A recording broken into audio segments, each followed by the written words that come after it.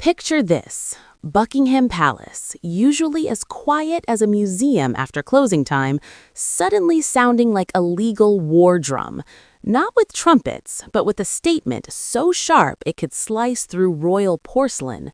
For the first time in history, the palace publicly rebukes Thomas Markle Sr., Meghan's estranged father, accusing him of running what they call a malicious and sustained campaign of deceit, distortion, and financial coercion.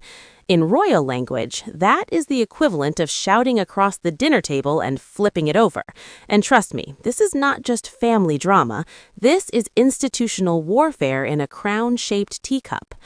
Quick favor, if you are enjoying this royal roller coaster, hit that subscribe button and tap the notification bell. It is free, takes 1 second, and it keeps you in the front row for every palace plot twist. Thank you if you did. Now back to the show.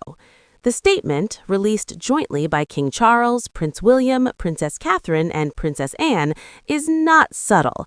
It declares that Thomas Markle is not, and never has been, an official representative of the royal family. Translation: Sir, please step away from the throne-shaped microphone. The palace also rejects his recent claims as fabricated and defamatory, saying the dignity of the crown will not be compromised by what they describe as extortion attempts dressed up as parental concern. That line alone sounds less like public relations and more like a lawyer sharpening a fountain pen. So what lit the fuse? A viral interview in the United States where Thomas Markle accused Princess Catherine of psychologically terrorizing Meghan and forcing Harry and Meghan into exile. Yes, exile, as if Montecito is some windswept penal colony instead of a gated estate with palm trees.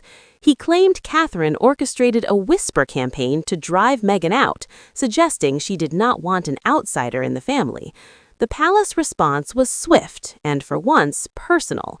Catherine's office released a rare statement saying Meghan was welcomed with grace and supported, and that suggesting otherwise was a deliberate fabrication.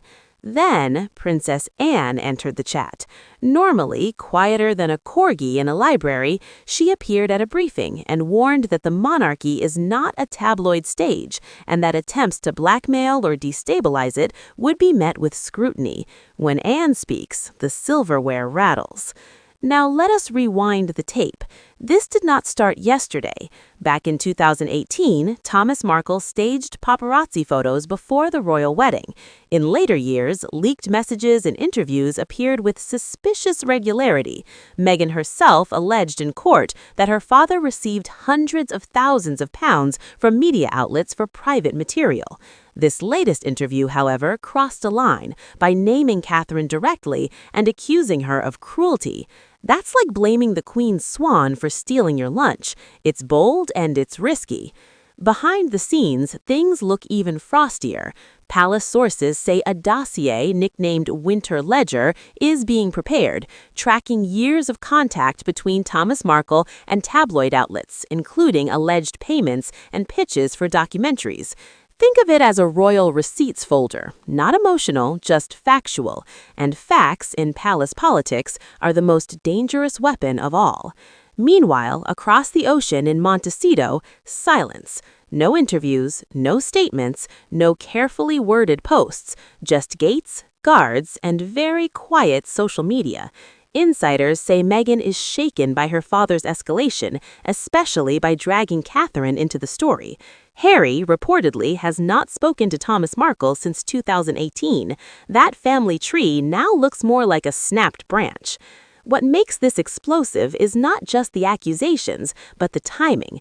The royal family appears to be shifting from silence to confrontation. Legal options are reportedly being explored, including restraining orders, cease and desist letters, and cooperation with United States authorities. This is no longer about feelings. This is about boundaries, and the palace seems determined to draw them with a ruler, not a rubber band. Enter Prince William, the quiet storm. Sources say he's been briefed on years of alleged monetization attempts linked to Thomas Markle. One pitch reportedly carried the title Father of the Future Queen. That was the moment the issue stopped being about Meghan and became about Catherine, and by extension, William's children and the future of the crown. When the heir to the throne starts paying attention, the temperature changes from gossip to policy.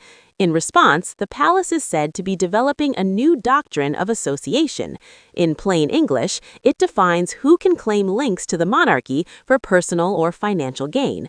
Only those officially recognized by the sovereign may do so.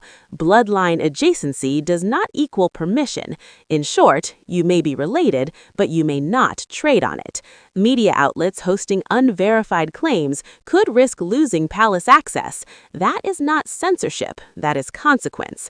And Catherine? She has said very little, but at public appearances, her presence speaks louder than any press release. Darker colors, composed posture, steady schedule. Royal watchers noticed her standing near a portrait of Queen Elizabeth during an event.